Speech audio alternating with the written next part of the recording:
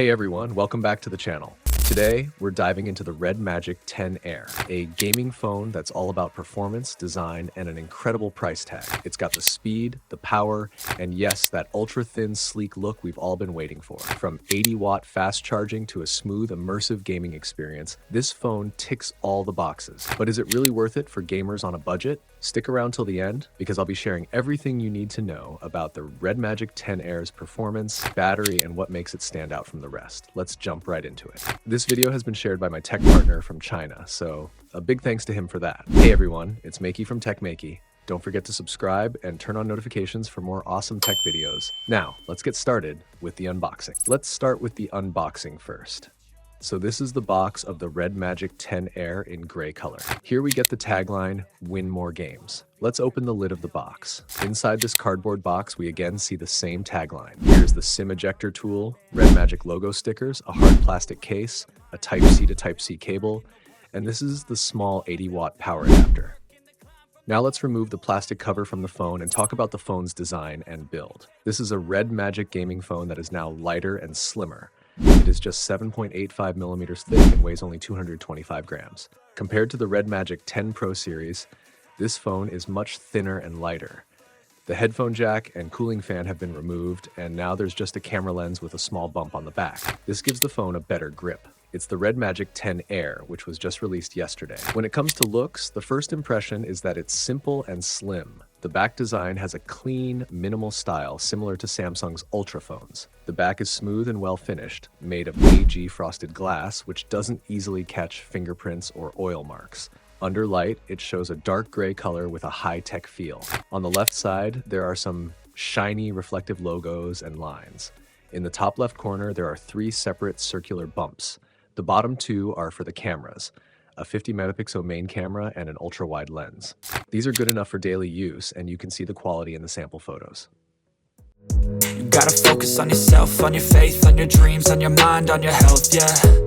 You gotta work, never tell, keep your head down, fine.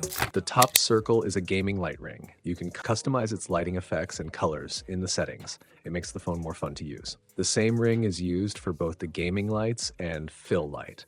Even if you're not into gaming lights, this ring still has a useful purpose. It's a smart design.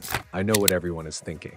Even though the flat back design wasn't kept, the camera doesn't really get in the way when you hold the phone, whether vertically or horizontally. If you always use a case, then once the case is on, the back still feels flat. The frame of the Red Magic 10 Air is my favorite part of the design.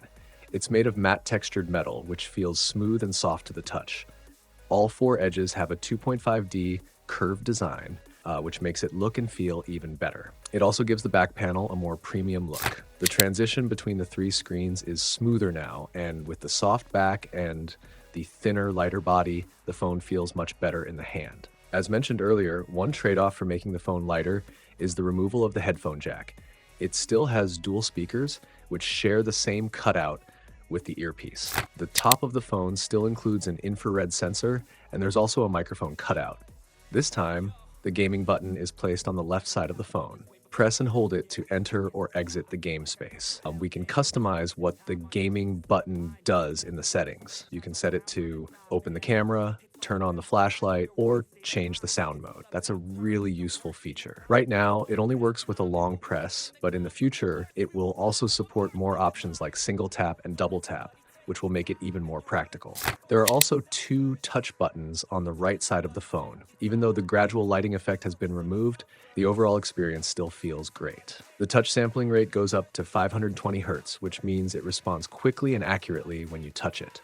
It also has an 08115X linear motor, which gives a good vibration feel, especially when playing shooting games. Along with the shoulder buttons, there are also volume buttons and the power right side of the phone. The bottom part is mostly the same as the Red Magic 10 Pro. It has the SIM card slot, a microphone, a Type-C charging port, and a speaker cutout. The front screen still keeps the under-display camera, Iris. Its biggest feature is the BOE Q9 Plus panel with no punch hole. It's a full AMOLED display. The screen size is 6.8 inches with a resolution of 1116 by 2480 pixels. It supports a 120 Hz refresh rate. The maximum manual brightness is 580 nits and it can go over 1000 nits at peak brightness. The screen uses BOE's Blue Diamond pixel layout. The front camera is slightly visible under a plain background, but it becomes harder to see when there's a complex background. For example, when playing a game or watching a video, the camera area at the top center is almost invisible. Whether you're watching a movie or gaming, the full screen experience feels much more immersive than any punch hole display. When the screen brightness is at 50% or more, it uses a dimming method similar to DC dimming. At lower brightness levels, it switches to high-frequency PWM dimming at 2160 Hz, so there's no need to worry about screen flickering. As for touch response, the screen's touch sampling rate has been measured at around 870 Hz, which is very fast. Also, the OS now includes a new feature called Magic Touch to improve the touch experience even more. It can greatly improve the response speed. We can activate the Magic Touch feature in the game space by selecting a high-sensitivity roulette wheel. You can adjust the size of the roulette wheel and place it in a suitable area on the screen. Touching this area will be extremely sensitive, and you'll notice a clear difference compared to other areas, similar to adjusting the sensitivity of a computer mouse. For gaming performance and cooling, the Snapdragon 8 Gen 3 is the flagship chip from the previous generation, and I'm sure you're all familiar with it. I'm curious about how it handles heat dissipation after removing the fan and making the body thinner. To test this, we used Star Iron. We set the game to maximum quality at 60 FPS. For users with very high performance needs, we also turned on the Awakening mode. The frame rate fluctuated around 45 FPS. After continuous use, the core temperature stayed around 80 degrees Celsius. The hottest area on the front of the phone reached about 49 degrees Celsius, and the maximum temperature on the back was also around 49 degrees Celsius. You can also feel some heat around the frame, but the frame rate stability is still good. Gaming can be done with a case or a cooling clip. During testing, I set the brightness to 50%. If the load remains consistently high, the power consumption stays around 8 watts. With a 6,000 mAh battery, the battery life is about 3 hours or more. However, you need to be cautious.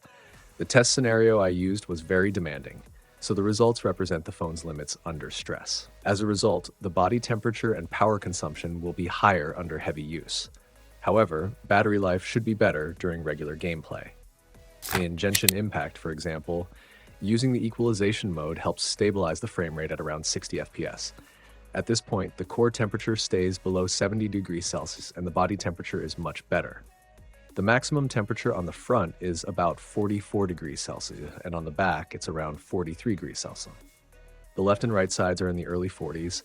The overall power consumption is about 5 watts. The battery life lasts just over 4 hours when playing emulator games. The PS2 emulator runs smoothly, and God of War 2 at 2.5x resolution can even exceed the screen's physical resolution. At this point, it runs stably at 60 FPS. The overall power consumption is about 5 watts, and the battery lasts more than 4 hours. For the Switch emulator, this is just a test of performance. For the best gaming experience, it's recommended to support the genuine version. After continuous optimization by developers, the 8 Towns 3 can now smoothly run Link manufacturing. In fact, it runs at a 720p resolution, and you can get more than 40 or even 50 frames per second. However, there may be some issues with lighting and shadows in the emulator. I didn't test it deeply. Running at a high frame rate consumes about 10 watts of power, and the battery life lasts around 2 hours. This is for a demanding game like a simulation. There's no need to test other games. The surprise is that we can download genuine games by logging into Steam. Unfortunately, most games don't allow you to adjust the settings properly, so it's hard to get the best gaming performance. Luckily, the official settings allow players to tweak various parameters. I gave it a quick try, and I was impressed. Under the 720p resolution with high-quality settings, the frame rate performance was pretty good. Some simpler scenes even got close to 60 frames per second. Sometimes, the power consumption of the whole machine can exceed 10 watts, so it's best to play with a cooling clip. The good news is that most green tax adventure games can be played directly, and their power consumption is very low. For example, during runtime, the power consumption is usually in the low 2 watt range, and the battery life can last about 10 hours. The 80-watt fast charging provides a good experience. By turning on the fast charging setting in the battery menu, you can charge the phone from 5% to 34% in just 10 minutes. In 30 minutes, it can reach 79%, and in 40 minutes, it can charge up to 94%. After that, it will take 7 more minutes to fully charge. It's worth mentioning that the 10 Air Steel keeps the charging separation function, which is important for gaming phones. This feature connects the power supply directly to the motherboard, reducing heat and helping prevent overcharging, which protects the battery's lifespan. In the battery settings, you can also enable smart protection and set an 80% charge limit, which helps better protect the battery and improve its lifespan. As for the system experience, there are no significant differences from the bigger Red Magic 10 Pro. It still offers features like the Play Space, game plugins, infrared, NFC, various AI split-screen options, and more. It fully meets the needs of both gaming and daily use. The price of the Red Magic 10 Air starts at 499 Chinese yuan, which is around 360 pounds in the UK or 476 US dollars. I like the light and thin feel of the phone, and if you want the ultimate gaming experience with a limited budget, the Red Magic 10 Air is definitely worth considering. What do you guys think of this phone? Share your thoughts in the comments below, and if you have any questions, feel free to ask. Don't forget to give this video a thumbs up and share it with your friends. Also, subscribe to our channel for more awesome tech videos. Thanks for watching, have a great day, and keep smiling. See you in the next one. Don't let somebody take your time and your worth. Just focus on yourself